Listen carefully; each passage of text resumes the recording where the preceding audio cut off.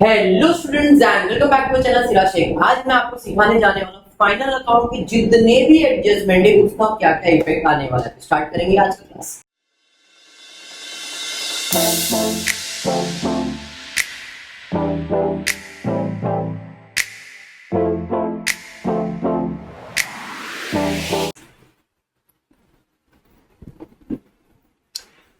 Ready? Text book page number 19 पे आपको सारे एडजस्टमेंट फाइनल अकाउंट में दे दिए गए। अगर आप ये सारे एडजस्टमेंट सीख लेते हो, समझ लेते हो, मतलब आपका जो एडजस्टमेंट का डाउट डिफिकल्टी वो क्लियर हो जाए। अभी मैंने आपके सामने trading profit and loss account बनाया, पार्टनर्स कैपिटल बनाया, बैलेंस। ये पर्टिकुलर कोई सम नहीं है, बट इसके अंदर मैं आपको एडजस्टमेंट अगर आपको ऐसा कोई आएगा तो इफेक्ट कैसे देना है, क्या करना है, वो ये एक्सप्लेन करने हैं। जिसमें सबसे पहला एडजस्टमेंट जो मुझे दिख रहा है वो है क्लोजिंग स्टॉक। अगर आपने मेरा लेक्चर प्रॉपरली फॉलो किया है तो आपको मालूम होगा कि जो क्लोजिंग स्टॉक है ये तो फिलिंग द ब्लैंक एडजस्टमेंट है। कैसे? ट्रेडिंग अकाउंट पे क्रेडिट साइड, बैलेंस शीट पे असेट साइड। ट्रेडिंग अकाउंट पे क्रेडिट साइड, बैलेंस शीट पे asset side, filling the blank वाला एडजस्टमेंट है। अगर ऐसा एडजस्टमेंट आया तो आप लिखते हो ट्रेडिंग अकाउंट पे credit side by closing stock. एक इफेक्ट क्रेडिट, दूसरा इफेक्ट अभी अमाउंट नहीं ले रहा हूं मैं, खाली एडजस्टमेंट इफेक्ट एक्सप्लेन कर रहा हूं। तो ट्रेडिंग अकाउंट पे क्रेडिट साइड, बैलेंस शीट पे असेट साइड पे क्लोजिंग स्टॉक। क्लियर? ये सिर्फ एडजस्टमेंट है और हमेशा याद रखना जब भी आप कोई एडजस्टमेंट सॉल्व करते हो तो every adjustment have two effect, one debit and one credit. जब भी एडजस्टमेंट सॉल्व करोगे दो इफेक्ट देना पड़ेगा, एक आपको डेबिट साइड पे और एक आपको क्रेडिट साइड पे। ट्रेडिंग अकाउंट में इधर क्रेडिट हो गया तो बैलेंस शीट असेट आपके लिए डेबिट होता है, इधर डेबिट इफेक्ट। दूसरा एडजस्टमेंट है अगर आउटस्टैंडिंग वगैरह कुछ आया, सिंपल है, आउटस्टैंडिंग ऐड होता है, प्रीपेड लेस होता है। Outstanding add, prepaid less, outstanding add, prepaid less. अब आउटस्टैंडिंग एक्सपेंसेस बोला है तो एक्सपेंसेस कहां जाएगा? Profit and loss debit side पे जाएगा। आउटस्टैंडिंग इनकम बोला है तो profit and loss credit side पे जाएगा। तो एडजस्टमेंट एक्सपेंस पे है क्या इनकम पे है वो देखना है। एक्सपेंस है, फॉर एग्जांपल एक्सपेंस, तो इधर आएगा टू एक्सपेंस, जो भी एक्सपेंस वो होगा। एक्सपेंस है तो इसके अंदर हम ऐड करेंगे, ऐड आउटस्टैंडिंग एक्सपेंस। ये अमाउंट पहले से इधर कॉलम में होगा, एडजस्टमेंट का अमाउंट इधर आ जाता। क्लियर है? डेबिट साइड पे ऐड किया डेबिट इफेक्ट, डेबिट साइड पे ऐड किया डेबिट, दूसरा इफेक्ट देने का क्रेडिट। आउटस्टैंडिंग का मतलब पैसा देने का बाकी है, मतलब वो आपका लायबिलिटीज है। लायबिलिटी साइड पे आउटस्टैंडिंग एक्सपेंसेस, कितना जो भी आपका वो अमाउंट। क्लियर है? जो भी adjustment, salary outstanding, rent outstanding, printing stationery outstanding, कुछ भी आउटस्टैंडिंग आएगा इफेक्ट यही रहेगा, उस एक्सपेंसेस में ऐड होगा और दूसरा इफेक्ट लायबिलिटी साइड में ही जाएगा। फिर वो सैलरी आउटस्टैंडिंग होने दो, फिर उसके बाद वेजेस आउटस्टैंडिंग होने दो, रेंट आउटस्टैंडिंग, कोई भी एक्सपेंस खर्चा बाकी है तो आउटस्टैंडिंग एक्सपेंसेस उसमें ऐड होगा, दूसरा लायबिलिटी। सर इनकम होगा तो उल्टा हो जाएगा। इनकम है तो भाई ये बाजू आ जाता है, टू सॉरी बाय इनकम। अब वो कुछ भी इनकम हो सकता है, बराबर है। ऐड करेंगे, आउटस्टैंडिंग है तो ऐड ही होगा, add outstanding income. Credit side पे ऐड किया क्रेडिट, दूसरा इफेक्ट देने का है डेबिट। अब ये इनकम मिलने का बाकी है इसलिए वो आपका असेट हो जाएगा, आउटस्टैंडिंग इनकम। फर्क समझ में आया क्या? एक्सपेंस है तो पे करना है, इनकम है तो मिलेगा। आउटस्टैंडिंग मतलब बाकी है, आउटस्टैंडिंग का मतलब बाकी है, खर्चा देने का बाकी है, फायदा मिलने का बाकी है। फर्क समझ में? देने का बाकी है इसलिए लायबिलिटी, मिलने का बाकी है मतलब असेट। अंडरस्टूड? पक्का समझा है? चलिए बढ़ेंगे नेक्स्ट। उसके बाद क्या है? Prepaid expense. Outstanding add, prepaid less है, एक्सपेंस बोला है, वैसे इनकम भी हो सकता है। तो एक्सपेंस है तो डेबिट में, इनकम है तो क्रेडिट में। इनकम एक्सपेंस है तो टू एक्सपेंसेस, जो भी एक्सपेंस होगा। आउटस्टैंडिंग ऐड है तो प्रीपेड लेस होगा, लेस प्रीपेड एक्सपेंस, जो भी अमाउंट रहेगा। लेस है तो ब्रैकेट में जाएगा। अब क्योंकि एडजस्टमेंट है, एवरी एडजस्टमेंट है two effect, one debit one credit, one debit one credit. Debit side पे माइनस किया क्रेडिट इफेक्ट, माइनस करने से इफेक्ट बदल जाता है। अगर आप लेक्चर बैठे हो तो आपको समझ में आएगा। Very good. डेबिट साइड पे माइनस किया क्रेडिट इफेक्ट, दूसरा इफेक्ट दिया डेबिट। अब यहाँ पे खर्चा देने का बाकी है क्या? नहीं, आपने पे कर दिया है तो बेनिफिट मिलने का बाकी है, रिसीव होगा, इसलिए वो आपका असेट है। Pre paid expense. सर नहीं समझा, फिर से एक बार बता दो। प्रीपेड एक्सपेंस मतलब खर्चा तुमने एडवांस में करके रखा है, expenses paid in advance. Simple सा लॉजिक है, मैंने लाइट का बिल एडवांस में भर दिया है, एक महीने का बिल भर दिया है, तो अगले महीने मेरे को बिल आएगा क्या? खाली क्या आएगा? फायदा आएगा, बिजली तो आएगी लेकिन बिल नहीं आएगा। समझ में आया ना? बिजली अपनी वाली बिजली, वो वाली पिक्चर वाली बिजली नहीं। ध्यान से सही, क्लियर है? उम्मीदों में मत जाओ, लाइट में जाओ, ठीक है? चलिए ठीक है, यहाँ पे प्रीपेड हो गया। सेम चीज मनोहर किस चीज के लिए होगा मालूम है? इनकम के लिए होगा। ये तो एक्सपेंस था, वैसे income by income. Outstanding at prepaid less है तो लेस प्रीपेड इनकम। ये एडजस्टमेंट इंपॉर्टेंट किसके लिए मालूम है? एनपीओ के अंदर, क्योंकि इनकम के रिलेटेड एडजस्टमेंट आता है, सब्सक्रिप्शन से रिलेटेड। तो ये वही चीज है, खाली उधर वर्ड सब्सक्रिप्शन की वजह से कंफ्यूज हो जाते लोग, बट है वही चीज। इनकम मतलब सब्सक्रिप्शन, प्रीपेड है, लेस किया, अब इनकम एडवांस में मिल गया है, तो आपकी क्या बन जाएगी? लायबिलिटी। वैसे सब्सक्रिप्शन प्रीपेड मतलब बंदे ने एडवांस में पे कर दिया तो अपना क्या बन जाता है? लायबिलिटी। ये भी वही चीज है, बट अभी मैं इसको मिक्स नहीं करता। फाइनल अकाउंट चल रहा है तो फाइनल अकाउंट के हिसाब से सोचो। इनकम है, भर दिया एडवांस में, आपने किसी को पगार एडवांस में देके रखा है, पगार नहीं, यहाँ पे पगार एडवांस नहीं हो सकता बिकॉज वो एक्सपेंस है। तो मैं बोलूंगा कि भाई मेरे को जो इनकम मिलने वाला था उसने मेरे को एडवांस में इनकम दे दिया है। फॉर एग्जांपल कि भाई रेंट देने वाला था, उसने रेंट एडवांस में दे दिया है। 2 महीने वो रेंट देगा क्या? नहीं, वो तो नहीं देगा, बट अगर मैंने जगह खाली करवा दिया, उसने जो मुझे एडवांस दिया है वो लौटाना पड़ेगा, तो मेरे लिए क्या बन जाएगा? लायबिलिटी। तो जब भी इनकम रिसीव्ड इन एडवांस है, मेरा क्या है? लायबिलिटीज है। समझ में आया? तो ये इसका दूसरा इफेक्ट कहां जाएगा? लायबिलिटी साइड पे, प्रीपेड इनकम। कितना? जो भी उसका अमाउंट। क्लियर है सारे एडजस्टमेंट? देखो उसके बाद क्या दिया? Income received advance, pre received income मैंने ऑलरेडी सॉल्व कर दिया। क्लियर? नेक्स्ट उसके बाद दिया इनकम रिसीवेबल। वर्ड इंपॉर्टेंट है, रिसीवेबल मतलब आउटस्टैंडिंग, ऑलरेडी कर दिया। रिसीवेबल का मतलब मिलने का बाकी है, आउटस्टैंडिंग है, तो ये दोनों एडजस्टमेंट मैंने पहले ही सॉल्व। क्लियर? बढ़ेंगे आगे। उसके बाद bad debts, provision for bad debts and reserve for bad debts. ये दोनों एडजस्टमेंट इंपॉर्टेंट है, जरा ध्यान देना। मतलब तीनों adjustment, bad debts, provision for bad debts, reserve for discount, मतलब 6 और 7 पे ध्यान दो। सिंपल, मैंने आपको याद होगा यहाँ पे फॉर्मेट लिख के दिया था, to bad debts, add further bad डेब्ट, add new RTD, less further RTD. याद है आपको? यहाँ पे फिर से एक बार लिख के बताता हूँ, to bad debts, add further bad debts. याद है ना ये? अगर आप लेक्चर बैठे तो 100% समझेगा मैं क्या बोल रहा हूँ। Add new RTD, less old RTD. इसका एक कीवर्ड दिया था टैट, TAAT, टैट। Trial balance, trial balance, adjustment, adjustment, trial balance, trial balance, adjustment, adjustment. ये ट्रायल बैलेंस में मिलेगा, ये भी ट्रायल बैलेंस में मिलेगा। ट्रायल बैलेंस मतलब जो क्वेश्चन है उसमें मिलेगा, और ये तो अमाउंट किधर मिलेगा आपको? एडजस्टमेंट में। अब क्योंकि ये एडजस्टमेंट है तो दो इफेक्ट तो देना ही पड़ेगा, तो आपको मैंने यहाँ पे भी एक फॉर्मेट लिख के दिया था डेटर्स का। Debtors less further bad debts, less new RTD. याद है ऐसा कुछ? सिंपल सा बात याद रखना है, ट्रायल बैलेंस के डेबिट साइड पे है तो बैड डेब्ट्स, क्रेडिट साइड पे है तो ओल्ड आरटीडी। डेबिट पे दिया है तो बैड डेब्ट्स, क्रेडिट पे दिया है तो ओल्ड आरटीडी। क्लियर? और ये दोनों अमाउंट किधर मिलेगा? एडजस्टमेंट में। अभी हम एडजस्टमेंट सॉल्व कर रहे हैं, मतलब एडजस्टमेंट में ये भी मिलेगा और ये भी मिलेगा।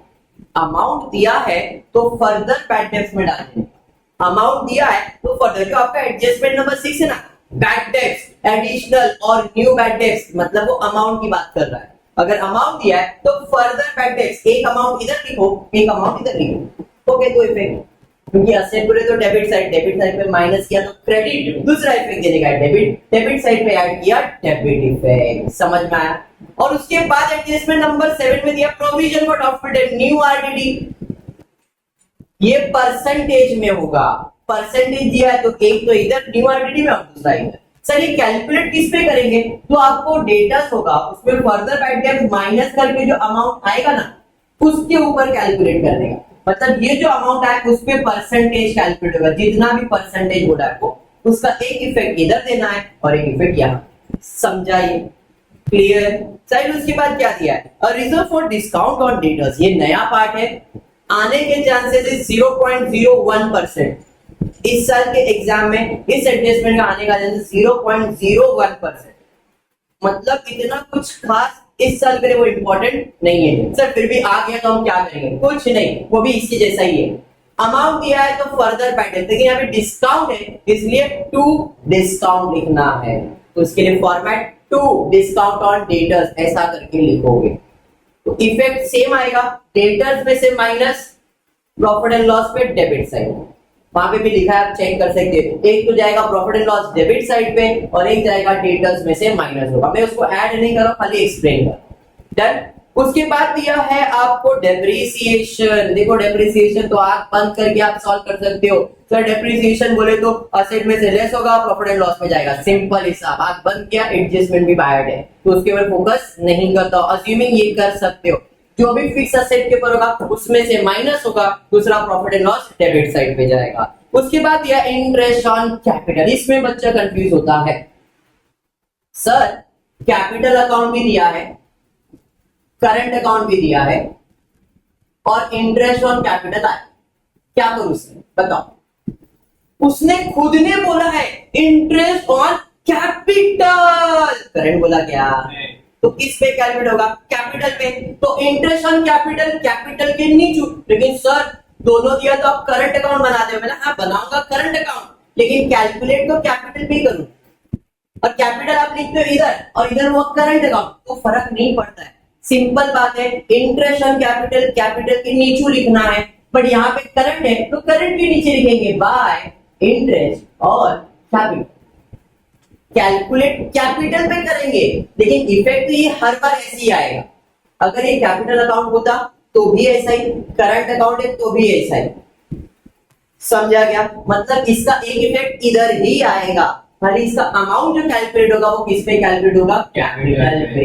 अगर ये करंट अकाउंट है तो, अगर ये कैपिटल है तो भाई इधर पहले से कैपिटल होगा, उसके नीचे आपने लिखा है और उसी अमाउंट पे कैलकुलेट होगा। अंडरस्टूड? तो इंटरेस्ट ऑन कैपिटल, कैपिटल के नीचे, और दूसरा इफेक्ट देना है इधर क्रेडिट, तो दूसरा इफेक्ट देने का डेबिट। मेरे लिए खर्चा है, खर्चा है तो प्रॉफिट है लॉस में चले जाएगा टू इंटरेस्ट ऑन कैपिटल। जो भी पार्टनर होगा ए बी दोनों का कैपिटल कैलकुलेट करोगे, दैट इज इंटरेस्ट कैलकुलेट करोगे, अमाउंट का टोटल में डाल, सिंपल है। सेम चीज इंटरेस्ट ऑन ड्राइंग बोला है, ड्राइंग के नीचे to interest on drawing. And one more important thing, कितने महीने के लिए? 6 मंथ्स के लिए। इंटरेस्ट ऑन ड्राइंग हमेशा कितने महीने के लिए कैलकुलेट होगा? 6 मंथ्स के लिए। तो भाई यहाँ पे 6 मंथ्स के लिए ही कैलकुलेट, ये पूरे साल के लिए, ये 6 मंथ्स के लिए। लेकिन अगर इसका डेट दिया है तो 2 महीना बोला तो 2 महीना, 3 महीना बोला तो 3 महीना, कुछ नहीं बोला है तो 6 महीने का ही कैलकुलेशन आएगा। क्लियर? नेक्स्ट देखते हैं 10 के बाद क्या दिया था। 10 के बाद आपको इंटरेस्ट ऑन ड्राइंग ही दिया था। अभी interest on loan taken, taken मतलब आपने लोन लिया है। अब लोन लिया तो आपके लिए ब्याज एक्सपेंस ही है, एक्सपेंस है मतलब क्या होगा? प्रॉफिट एंड लॉस पे चले जाएगा टू इंटरेस्ट ऑन लोन। कौन सा इफेक्ट हुआ? डेबिट। दूसरा इफेक्ट देने का क्रेडिट। लोन लिया तो लोन आपकी लायबिलिटी होगी, उसी के अंदर हम लोग ऐड करेंगे ऐड इंटरेस्ट ऑन लोन, जो भी इसका अमाउंट होगा। समझाइए? बोला बेटा आने का चांस, इंटरेस्ट ऑन लोन के आने के chances yes you can say आ सकता है, बेसिक हिडन एडजस्टमेंट टाइप। ठीक है, नेक्स्ट उसके बाद क्या है? 11 interest on investment and loan given. देखो दोनों फर्क है, इंटरेस्ट ऑन इन्वेस्टमेंट या interest on loan one and the same. आपने इन्वेस्ट किया है या आपने किसी को पैसा दिया है, दोनों का मतलब तो तुम्हारा पैसा लगा है, दोनों में आपको ब्याज मिलने वाला है। इन्वेस्ट किया या दिया, दोनों में ब्याज मिलने वाला है, मतलब आपका इनकम है। इनकम में तो कहां जाएगा? प्रॉफिट एंड लॉस में, बाय इंटरेस्ट ऑन इन्वेस्टमेंट या तो bye interest on loan given. Credit दूसरा इफेक्ट देने का डेबिट, उसी चीज में ऐड हो जाएगा। इन्वेस्टमेंट है तो इन्वेस्टमेंट में ऐड होगा, लोन गिवन है तो लोन गिवन में ऐड होगा, इंटरेस्ट इंटरेस्ट। सिंपल हिसाब। समझा? दो इफेक्ट समझ में आ रहा है? उसके बाद ये क्या है? उसके बाद है insured goods destroyed by fire और इंश्योर्ड गुड्स। इंश्योर्ड गुड्स मतलब जिसपे आपने इंश्योरेंस निकाला है वो गुड्स जल गया या खराब हो गया, लॉस हो गया, अब क्योंकि गुड्स इंश्योर्ड है ना, तो तीन जगह पे इफेक्ट आएगा। एडजस्टमेंट का इफेक्ट दो ही है, बट लिखेंगे तीन अकाउंट में। Every adjustment of only two effect, no three effect, two effect. लेकिन इधर हम लिखेंगे तीन अकाउंट में, इफेक्ट तो दो ही देने वाले। इंश्योर्ड है इसलिए, अगर इंश्योर्ड नहीं रहता तो दो ही जगह पे आप लिखते। क्लियर? गुड्स इंश्योर्ड का मतलब है कि आपने गुड्स के ऊपर इंश्योरेंस निकाला और वो जल गया या खराब हो गया या किधर और गुम हो गया, बराबर। तो जब भी गुड्स से रिलेटेड एडजस्टमेंट आएगा सचिन, एक इफेक्ट किधर जाएगा? ट्रेडिंग अकाउंट में। अब यहाँ पे हमेशा गुड्स जल गया या फायर जल गया या डिस्ट्रॉयड हो गया, कुछ भी हो गया, गुड्स गया ना, गुड्स आया तो डेबिट जाएगा तो credit. By goods destroyed by fire या एक्सीडेंट जो भी है, एक इफेक्ट तो इधर आ गया। फॉर एग्जाम्पल अब मैं अमाउंट से एक्सप्लेन कर, 5,000 का गुड्स जल गया, बराबर है। तो ये कौन सा इफेक्ट हो गया? क्रेडिट। दूसरा इफेक्ट देने का डेबिट। जब गुड जल गया तो मेरे लिए लॉस है, प्रॉफिट एंड लॉस में लिख दो मेरा, ठीक है। To loss by 5। जैसे ही लिख रहा था इंश्योरेंस वाले ने बहुत जोर से आवाज दिया, अरे सर रुको। मैंने क्या हुआ? 5,000 का गुड जला तो है, लेकिन आपने इंश्योरेंस निकाला है, इंश्योर्ड गुड्स बोला है, इसका मतलब 5,000 का नुकसान नहीं हुआ है, क्योंकि मैं आपको पैसा देने वाला कितना देने वाले हो? 4,000। कभी देता हूं मतलब मिलने वाला है, मिला है क्या? नहीं। Anything received is my asset, तो उधर लॉस डेबिट में नहीं दिखा के असेट साइड पे दिखाना पड़ेगा। इंश्योरेंस क्लेम कितना? फॉर एग्जांपल 4,000 उसने बोला तो 4। सर लेकिन अकाउंटिंग रूल कहता है जितना आप डेबिट उतना आपको क्रेडिट करना है। 5,000 क्रेडिट हुआ है तो 5,000 डेबिट करना पड़ेगा। 4,000 ही डेबिट हुआ यहाँ पे मिला, फिर 1,000 मेरे लिए क्या है? लॉस है। तो यहाँ पे डेबिट 1,000, 4,000 डेबिट, 5,000 डेबिट, 5,000 क्रेडिट, तो दो इफेक्ट ऐसा हुआ। लिखा तीन जगह पे बट इफेक्ट सिर्फ दो ही। अंडरस्टूड? पक्का? बढ़ेंगे आगे उसके बाद क्या? Uninsured goods. अभी ये अनइंश्योर्ड गुड्स हो रहा था और जल गया, तो भाई गुड्स जल गया, कोई आवाज नहीं देगा, पूरा नुकसान, मतलब ये दो जगह पे आए। इफेक्ट समझा? समझा? अनइंश्योर्ड है इसलिए। फिर उसके बाद क्या है? Goods stolen. गुड्स स्टोलन मतलब चोरी हो गया, फिर से गुड्स से रिलेटेड आया, ट्रेडिंग अकाउंट में credit side, profit and loss. अब चोरी हो गया तो भाई गया ना, नुकसान ही है, तो प्रॉफिट एंड लॉस में ही इफेक्ट आएगा। क्लियर? बढ़ेंगे आगे उसके बाद क्या है? एडजस्टमेंट नंबर 14 देखते क्या है? गुड्स डिस्ट्रीब्यूटेड फ्री साइड, फिर से गुड्स गया, अब फ्री में बांटा है यहाँ पे, तो हमने एडवर्टाइजमेंट किया है, वो लॉस नहीं है, तो यहाँ पे गुड्स जाएगा by goods distributed as free sample, बराबर है कि नहीं? कितने का? फॉर एग्जांपल 5,000 का, या तो इसका अमाउंट भी इंपॉर्टेंट नहीं गया, और मेरे लिए क्या हुआ? लॉस। मैं बोलूंगा नहीं, मेरे लिए एडवर्टाइजमेंट हुआ, तो मैं लिखूंगा टू एडवर्टाइज जो भी उसका अमाउंट। क्लियर है? समझा? देखो मैं इसके लिए अकाउंट में प्रेजेंट क्यों कर रहा हूं कि तुमको विजन मिले कि हाँ ऐसा एडजस्टमेंट है तो यही करना है। ये एडजस्टमेंट भी आप समझ गए ना, तो आपका फाइनल अकाउंट का काम खत्म है। क्लियर? जितने ये 20-22 एडजस्टमेंट है वो एक बार समझ लो और टेक्स्ट बुक के सम सॉल्व करो। डर के कुछ नहीं होने वाला है, डर के खून सूखेगा, बदले हो जाओगे और कुछ नहीं होने वाला। समझ में? इट्स बेटर मोटिवेट करो अपने आप को और जितने एडजस्टमेंट उतने अच्छे से सॉल्व। बाकी मेरे पास तो है ही मैं टाइम, जितना होगा मैं उतना सपोर्ट करने के लिए रेडी। ठीक है? बढ़ेंगे आगे उसके बाद क्या है जरा देखते। Goods withdrawn bye partner for personal use, वापस से गुड्स से रिलेटेड ट्रेडिंग अकाउंट में आएगा। ट्रेडिंग अकाउंट में क्रेडिट साइड, किसने विथड्रॉ किया? पार्टनर ने, तो पार्टनर का अकाउंट डेबिट हो जाएगा। बात समझा? देखो इंश्योर्ड था तो तीन जगह पे, जल गया, चोरी हो गया, कुछ भी हुआ, इधर और प्रॉफिट एंड लॉस में। फ्री सैंपल डिस्ट्रीब्यूट किया, इधर और प्रॉफिट। देखो इफेक्ट्स प्री डिसाइडेड है, उतना ही करना है, अमाउंट बराबर लिखते जाओ। क्लियर? पार्टनर लेके गया उधर क्रेडिट, पार्टनर के अकाउंट में डाल दो, प्रॉफिट एंड लॉस में नहीं डालना है। नेक्स्ट उसके बाद है अनरिकॉर्डेड परचेज, अनरिकॉर्डेड सेल। अब अनरिकॉर्डेड मतलब रिकॉर्ड नहीं किया, तो रिकॉर्ड करना पड़ेगा। बिजनेस 90% उधार पे होता है, 10% कैश में होता है, बराबर है। अब क्योंकि आपने अनरिकॉर्ड परचेज की बात किया, अनरिकॉर्ड सेल्स की मतलब आपने परचेज भी रिकॉर्ड नहीं किया है, सेल भी रिकॉर्ड नहीं किया, तो आपको रिकॉर्ड करना पड़ेगा। रिकॉर्ड करना पड़ेगा तो दोनों किधर रहता है? ट्रेडिंग अकाउंट में। तो to purchase and unrecorded purchase same by sales add unrecorded sales. अब दोनों का एक एक करके सॉल्व। डेबिट साइड पे ऐड किया डेबिट, दूसरा इफेक्ट दे देगा क्रेडिट। अनरिकॉर्डेड परचेज का मतलब है तुमने परचेज किया बट रिकॉर्ड नहीं किया। तो मैंने सर ऐड तो कर दिया ना, तुम्हारे ऐड करने से तो एक ही इफेक्ट हुआ, दूसरा इफेक्ट क्या? तो मैं बोलूंगा सर हम जो परचेज करते वो तो उधार में परचेज करते हैं, बिजनेस कर रहा तो मैं उधार में करूंगा ही है नहीं, क्योंकि मैं सामने वाले को उधार दे रहा हूं तो मुझे भी उधार मिलना चाहिए। तो मैंने जो खरीदा है वो उधार में खरीदा है, आज नहीं तो कल पैसा पे करना पड़ेगा, तो लायबिलिटीज है। बट ये लायबिलिटीज को हम लोग कहते हैं क्रेडिटर्स, क्योंकि हम जो परचेज करते हैं, जिससे परचेज करते हैं, जिन्होंने मुझे उधार दिया उसे मैं कहता हूं क्रेडिटर्स। तो add in purchase, add in creditor, और ये एडजस्टमेंट हमेशा बैड डेब्ट्स के पहले ही सॉल्व होता है, फिर वो डेटर्स होने दो या क्रेडिटर्स होने दो। Unrecorded purchase, unrecorded sales bad debts के पहले सॉल्व होगा, बैड डेब्ट्स के बाद नहीं। सर ऐसा क्यों? पहले आपने टोटल परचेज टोटल सेल्स मालूम होना चाहिए, उसके बाद कितना नुकसान कितना फायदा। मैं बोलूंगा 50,000 का परचेज किया है, 10,000 का नुकसान, और अभी परचेज का सेल्स का बाकी एंट्री करना। बात समझ में आया? इसलिए जब भी आप बैड डेब्ट्स का एडजस्टमेंट सॉल्व करते मैं बोलता हूं टाइम प्लीज। क्यों बोलता हूं? ऐसा कोई एडजस्टमेंट आएगा इसलिए। समझा आपको? यहाँ पे अनरिकॉर्डेड परचेज है तो इधर ऐड, और दूसरा क्या होगा? क्रेडिटर्स में ऐड होगा, ऐड अनरिकॉर्डेड परचेज। समझ में आया क्या? पक्का समझा?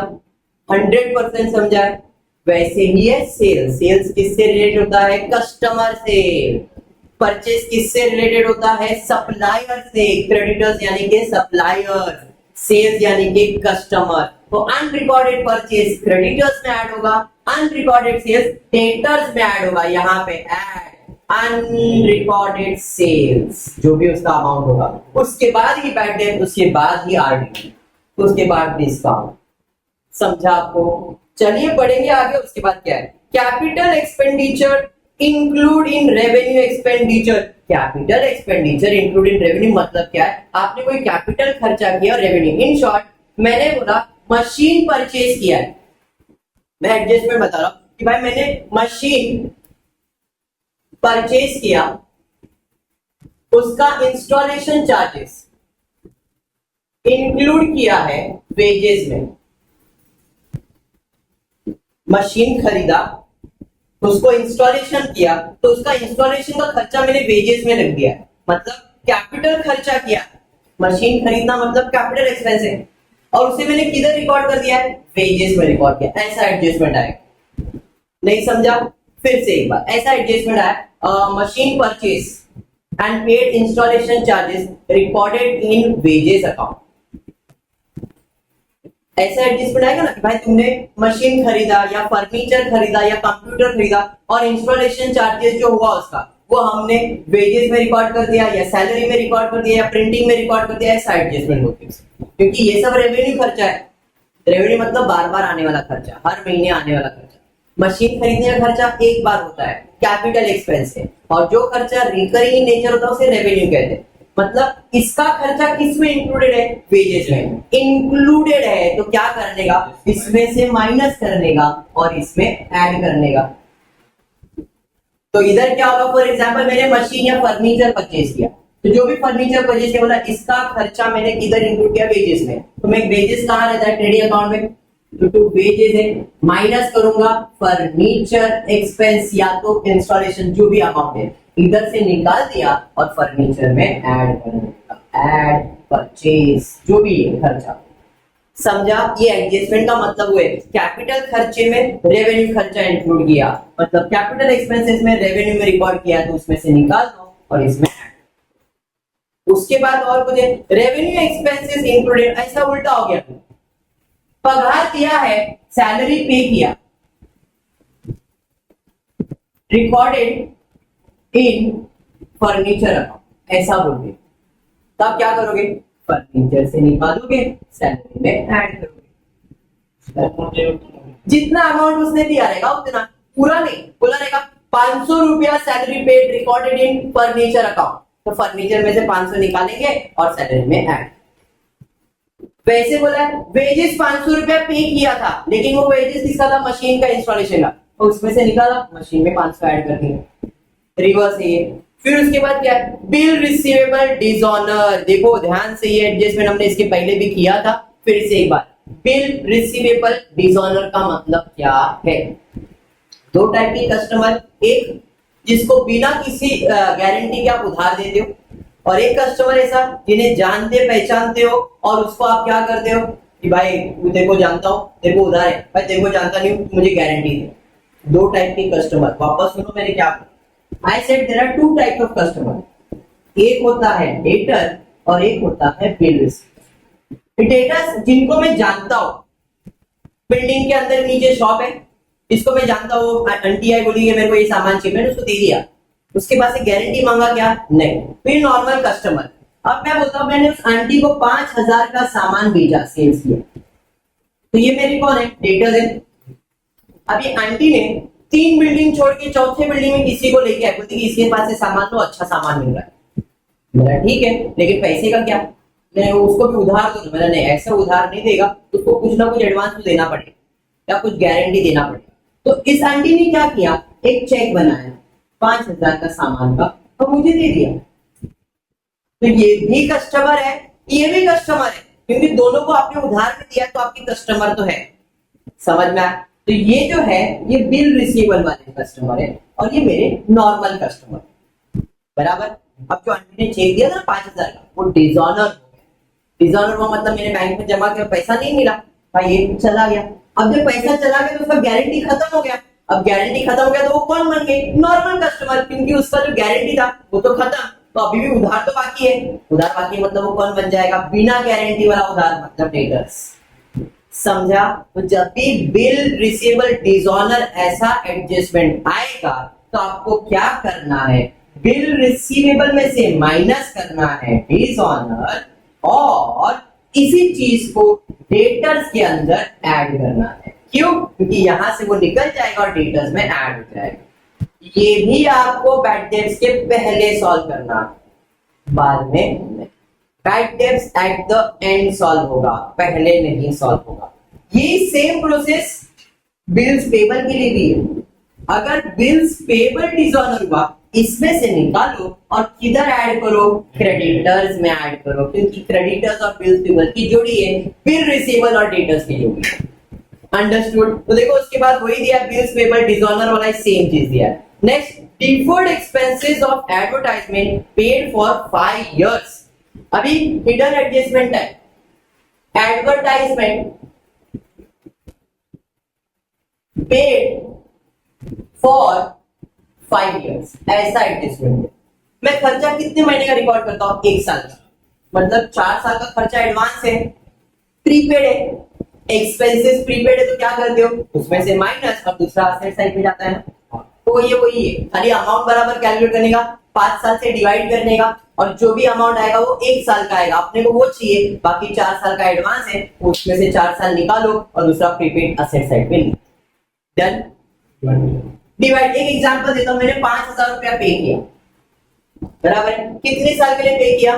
5 साल के लिए, तो डिवाइड बाय 5 करूंगा। 1 साल का खर्चा कितना है? 1000 1 साल का है, तो मेरे लिए सिर्फ 1 साल का इंपॉर्टेंट है।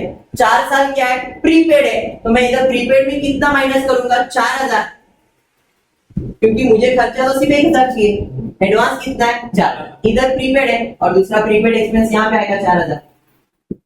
बात समझा? क्लियर? फिर और कुछ है क्या? देखते और कुछ एडजस्टमेंट। यस, और 2 एडजस्टमेंट है और बाकी हिडन एडजस्टमेंट है। पहले तो इतने कर लेते हैं, फिर बाद में हिडन एडजस्टमेंट भी कर लेंगे। क्या दिया है? Revenue received included in capital received. Example, sales of goods include sales of, अभी तो मैंने आपको करवा के दिखाया है। रिसीव्ड बोला, अभी ये खर्चा था, अभी वो इनकम दिया। रिसीव्ड मतलब इनकम होता है। रेवेन्यू रिसीव्ड, सेल्स में इंक्लूड किया है मशीन का सेल्स, तो क्या करेंगे? इसमें से निकालेंगे, फर्नीचर से निकालेंगे।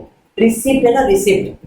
मैं बोलता हूँ फर्नीचर या मशीन बेचा, मशीन बेचा तो क्या होगा? मशीन में से माइनस होगा, और उसको बेचेंगे तो फायदा नुकसान अपने को होगा। मैंने बोला ये मशीन का सेल्स मैंने सेल्स में रिकॉर्ड किया है, इसमें कौन सा रिकॉर्ड होना चाहिए? गुड्स का सेल्स। इसमें कौन सा रिकॉर्ड होना चाहिए? मशीन का सेल्स। अब इसमें से निकालेंगे और इसमें से भी निकालेंगे।